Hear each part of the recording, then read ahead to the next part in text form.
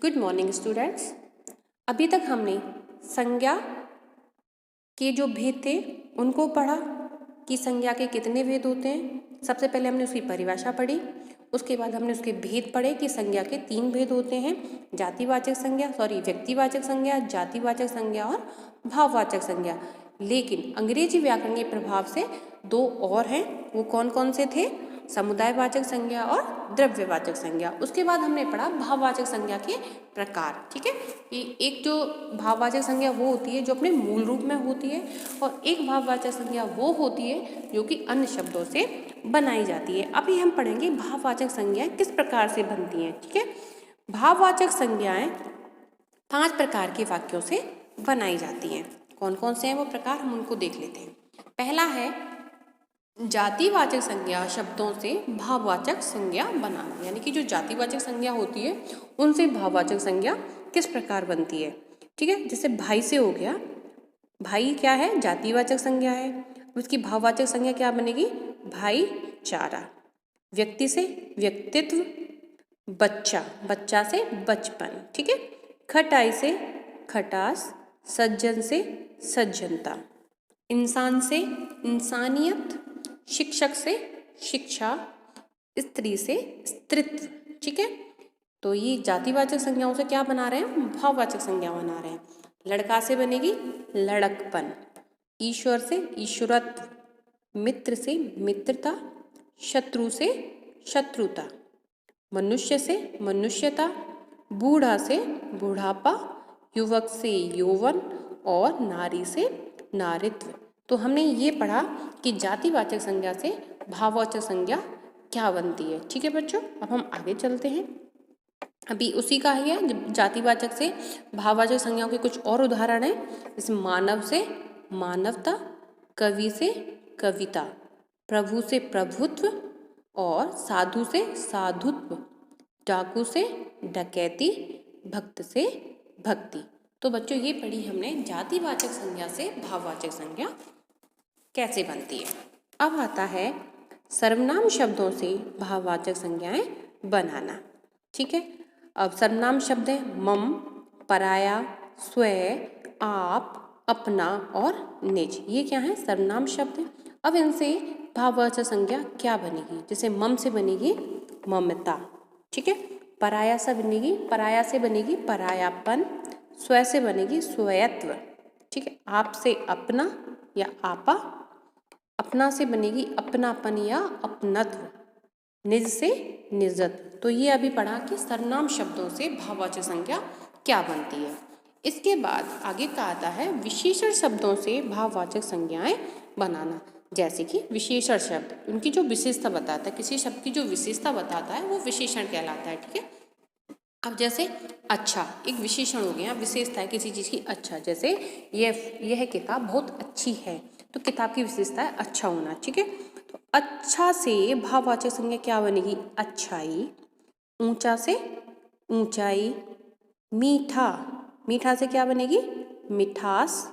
सुंदर से सुंदरता या सौंदर्य, गंदा गंदगी, उदारता,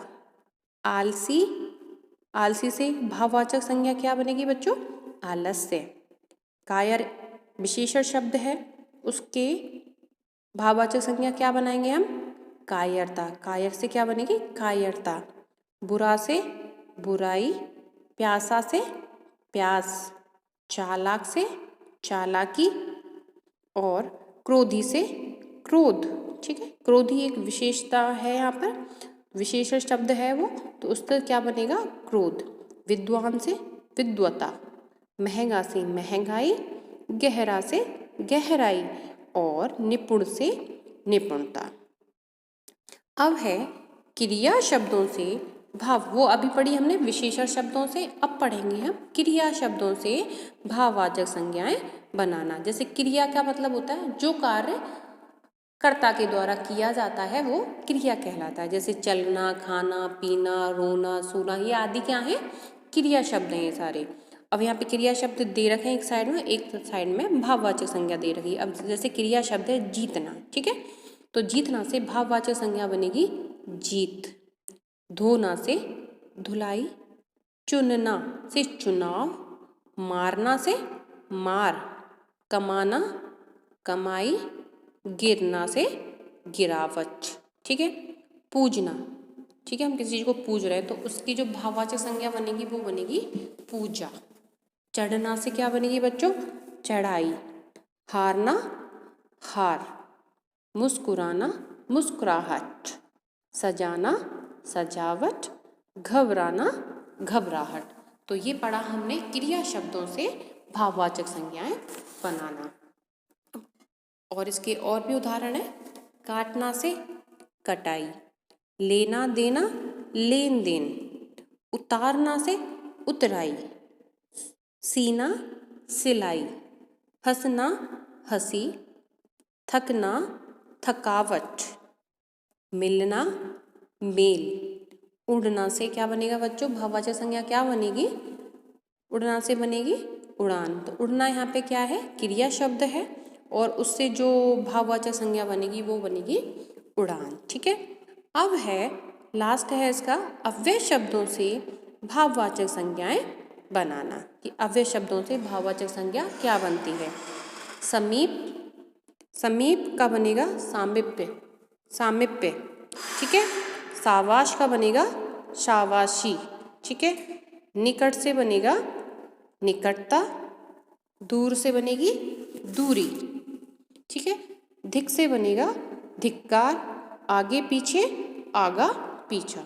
तो बच्चों हमने ये पढ़ी कि क्रियाओं से जो शब्दों की भाववाचक संज्ञा किन किन शब्दों से बनती है। इसलिए सर्वनाम शब्दों से बनती है, विशेषण शब्दों से बनती है, क्रिया शब्दों से बनती है और अव्यय शब्दों से बनती है। ठीक है बच्चों, तो मैं आशा करती हूँ कि ये जो ये संज्ञा नामक जो अध्याय था वो आपको समझ में आ गया होगा।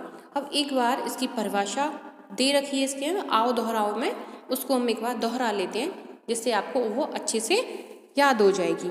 किसी प्राणी, वस्तु, स्थान, गुण, अवस्था या भाव के नाम को क्या कहते हैं? संज्ञा कहते हैं। ठीक है, संज्ञा के कितने भेद होते हैं मैं पहले बताए थे। मूल रूप से संज्ञा के 3 भेद होते हैं, किंतु अंग्रेजी व्याकरण के प्रभाव के कारण उसमें 2 और भेद जोड़ दिए गए हैं। वो कौन कौन से थे?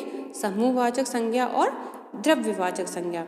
तो बच्चों आज आपका ये संज्ञा नामक जो अध्याय था वह समाप्त होता है और मैं आशा करती हूँ कि ये पाठ आपको अच्छे से समझ में आ गया होगा। तो बच्चों घर पे रहो, स्वस्थ रहो और जो गृह कार्य आपका आता है उसको अपने सुंदर एंड स्वच्छ हैंड राइटिंग में अपनी गृह कार्य कॉपी में करिएगा। धन्यवाद।